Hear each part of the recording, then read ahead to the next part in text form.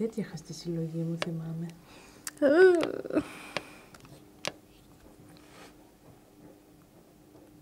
Τι βίτσιο και εκείνο, καλέ, πώς το έκανα. Το είχα κρεμάσει εκεί στο... Διαστροφική. Πού είναι η μπρίζα έξω στη βεράντα.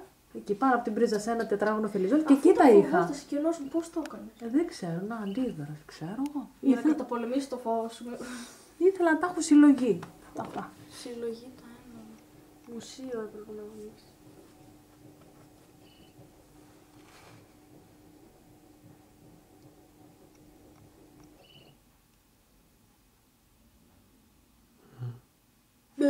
Να πεταχτείς στο τσάρι, να έχεις τίτλο. Τώρα τη βλέπεις και πιο κοντά. Τη φέρνεις. Ναι.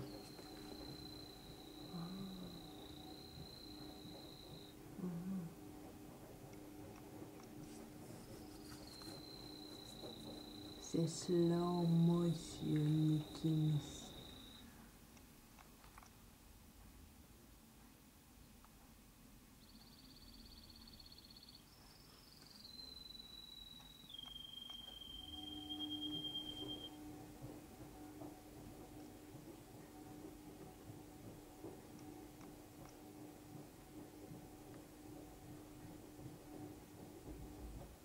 Πολύ αργή είναι. Τελειώνει η βενζίνη. Άντε παιδιά, άντε.